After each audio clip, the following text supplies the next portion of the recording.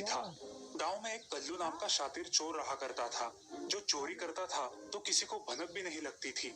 इसलिए उसकी चोरी से सारे गांव वाले बहुत डरते थे। एक दिन गांव के मंदिर में एक भव्य पूजा का आयोजन किया गया था। उस पूजा में शहर से नेताजी आने वाले थे। पूजा संपन्न हो जाती है और नेताजी उस गांव की परिस्थिति देखकर उस गांव को सहायता निधि प्रदान करते हैं।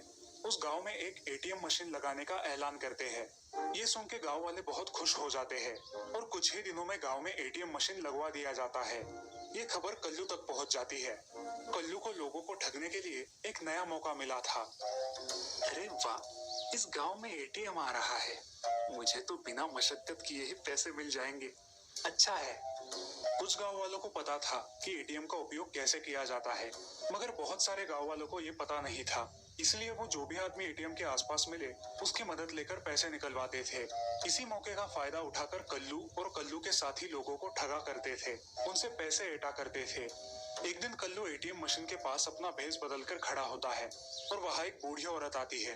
वो उससे कहती है, बेटा, मेरे बेटे ने इस अकाउंट में पैसे जमा किए हैं, क्या तुम मुझे पैसे निकाल कर दोगे? हाँ माँ जी, क्यों नहीं, मैं तो यहाँ इसीलिए रुका हूँ। क्या बोल रहे हो बेटा? कुछ नहीं माँ जी, ऐसे ही। चलिए, मैं आपको पैसे निकाल कर देता हूँ।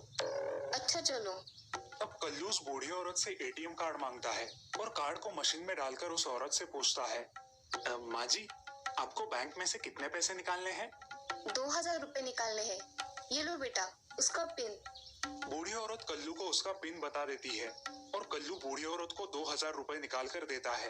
कल्लू उस औरत का कार्ड अपने पास रखकर उस औरत को एक नकली कार्ड देता है। औरत वो पैसे गिनती है और कार्ड लेकर घर चली जाती है। उसके जाते ही कल्लू एटीएम में उसका कार्ड डालता है और उसका पिन डालकर उसके अकाउंट से सारे पैसे निकाल लेता है। कल्लू की तो चांदी हो जाती है। बिना कुछ किए उसे बहुत सारे पैसे मिलते हैं। ये लो साथियों, 10,000 रुपए। चलो पार्टी करेंगे। धन्यवाद सरदार। कल्लू और उसके साथी इसी तरह रोज लोगों को लूटने लगे। उनके खिलाफ कई सारे गांव वालों ने पुलिस कंप्लेंट्स की। पुलिस भी अब उन्हें ढूंढने लगी थी। गांव में ऐसा ही चलता रहा।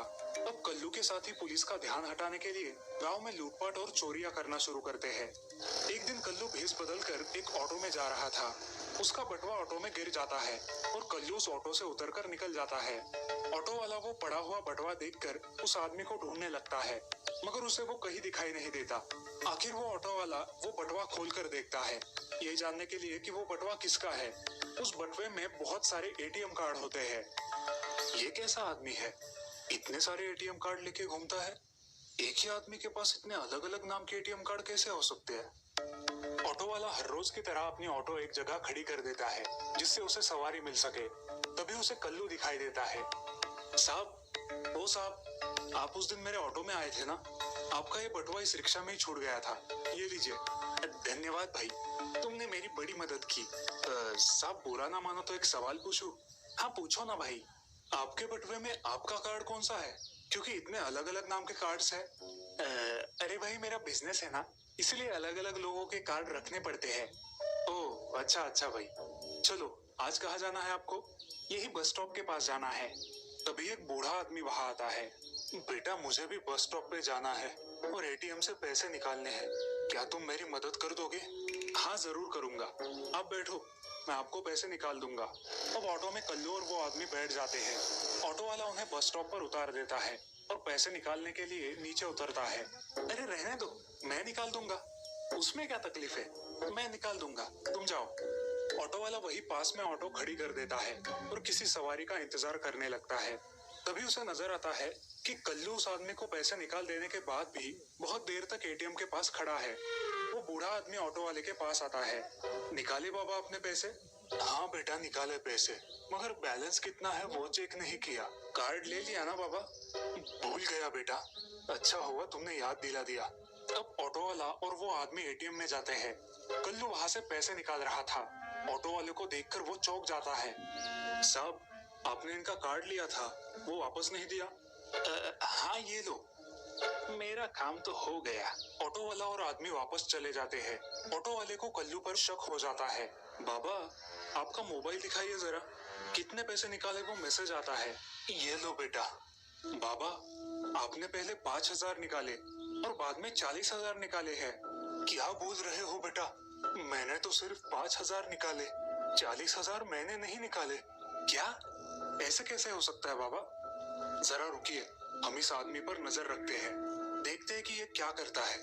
बेटा, मेरा पैसा। बाबा एक काम करो, आप पुलिस स्टेशन में जाओ और कंप्लेंट करो।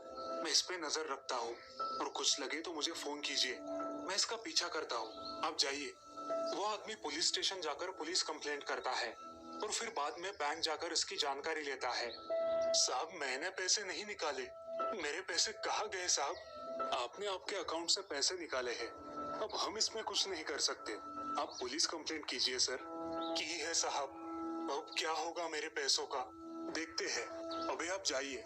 ठीक है साहब। अब वो आदमी घर चला जाता है और उस ऑटो वाले को फोन करता है। बेटा, मैंने पुलिस कंप्लेंट कर दी है, अब मैं क्या करूं? बाबा, पुलिस को लेकर आप यहाँ पहाड़ी के पीछे आ जाइए, मैं वहीं पर हूँ, जल्दी आइए। अभी पुलिस को लेकर आता हूँ। आदमी उस ऑटो वाले ने बताए हुए पते पर पुलिस को लेकर चला जाता है। पुलिस को देखते ही कल्लू और उसके साथी भागने लगते हैं, लेकिन पुलिस उन सबको पकड़ लेती है और सारा हड़प किया हुआ माल भी जब्त कर लेती है। पुलिस उन्हें लेकर चले जाते हैं और ऑटो वाले को उसकी सजगता के लिए धन्यवाद देते हैं। धन्यवाद बेटा, तुम्हारी वजह से मुझे मेरे पैसे वापस मिल गए हैं। अरे धन्यवाद किस बात का बाबा, ये तो मेरा कर्तव्य है। आप चिंता मत कीजिए, आपको कुछ भी मदद चाहिए तो मुझे बता देना। और इस प्रकार अब सारे गांव वाले निश्चिंत होकर जीने लगते हैं। इस कहानी से हमें ये सीख मिलती है कि जैसी करनी वैसी भरनी, हमें अपने कर्मों का फल हमेशा मिलता है।